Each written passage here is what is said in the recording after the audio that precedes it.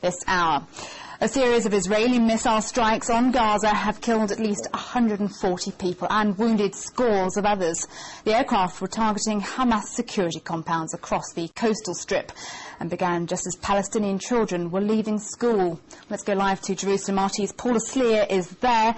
Hello to you, Paula. Now, how intense were the airstrikes?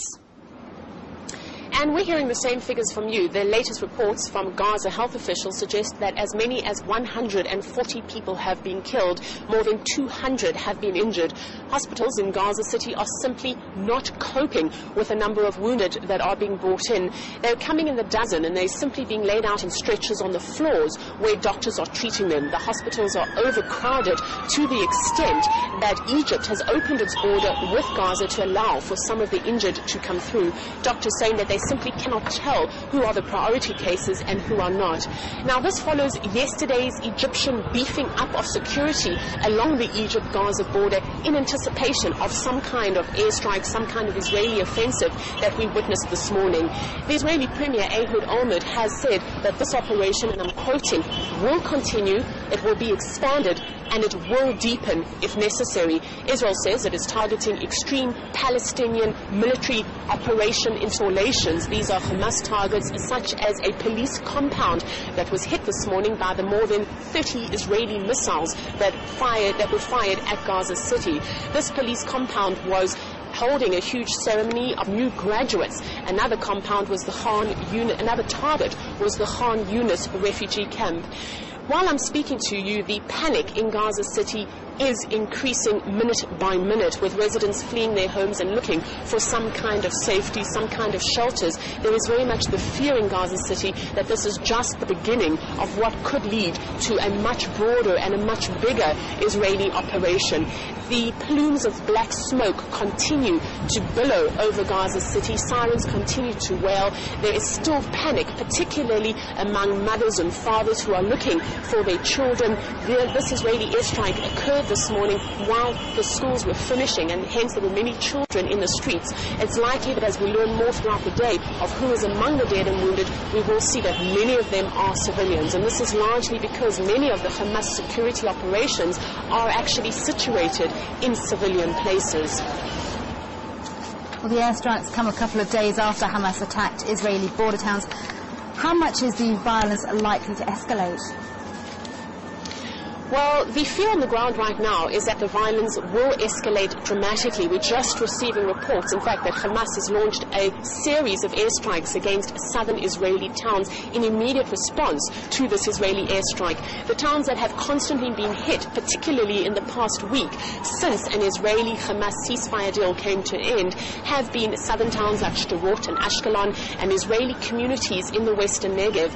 After this truce came to an end, we did hear rhetoric from both sides suggesting that such an offensive will take place. The Israeli cabinet for some days now has been talking about widening its reprisals against the Palestinian militants in Gaza City, and we're now hearing reports that Hamas says it will simply widen its Palestinian militant activity in the wake of this latest Israeli airstrike. I was going to say, what is the response, and what has the response that there been to these attacks verbally in terms of condemnations, explanations? Well, we've heard from Hamas that this is essentially a declaration of war. We're hearing the same kind of jargon being used by another Palestinian extremist group known as Islamic Jihad. They say that more attacks are on their way, and they say that the missiles that they will be using in future will shoot further into Israeli territory.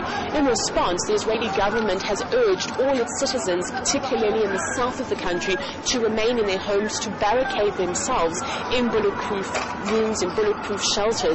We're also hearing from the Palestinian President Mahmoud Abbas. As expected, he has condemned the Israeli airstrike, but he's also condemned the continuous militant activity that the Israelis say spurred this Israeli airstrike to be carried out in the first place this morning. However, on the other side, we are hearing from the Israeli President Shimon Peres. He has said that Israel will not go into Gaza, that it is not in the Israeli interest to do so, and that Israel has other matters to deal with aside from Hamas. But having said that, the fear, the panic, the speculation on both the Israeli and Palestinian sides on this Saturday morning is very high here in the Israeli-Palestinian territories. Paula Sleer reporting live from Jerusalem. Thanks very much for that update. Speak to you very soon, I am sure. Well, with me now in the studio is Eugene Khrushchev, RT's military analyst. Now, basically, both Israel and Hamas are promising to step up their violence. Why is the escalation of fighting increasing so quickly?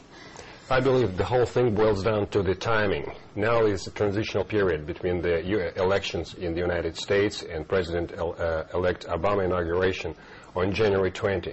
Right now, the U.S. diplomacy under the Bush doctrine has run out of steam. And in effect, this is a faraway bells for U.S. State Department efforts led by Condoleezza Rice. In effect, this is a goodbye song to the Annapolis conference focused on related to the Middle East. So now U.S. effectively has lost the power of persuasion as the major mediator between these two conflicting parties.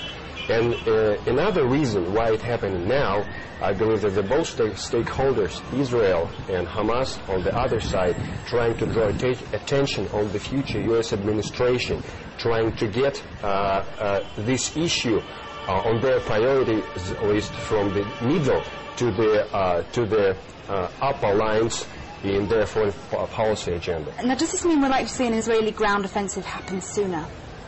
Well, from military speaking, it doesn't make sense to unleash a ground offensive if you have a long-term objectives. To do so would be akin to for Israeli armed forces to be bogged down like U.S. armed forces in Iraq. It just doesn't make sense long-term. On the other side, I believe that the Israeli security apparatus probably, as a contingency planning, I believe they keep more options open related to Israeli intelligence, from the airstrikes, avoiding costly politically, militarily, and economically ground offensive to maybe to temporarily incursions of the Israeli special forces and shift the emphasis from the military strikes which degrade Israeli image abroad to the covert operations to neutralize militants who provoke first the strikes against civilians in Israel. Eugene, thank you very much for joining us in the studio. Very much.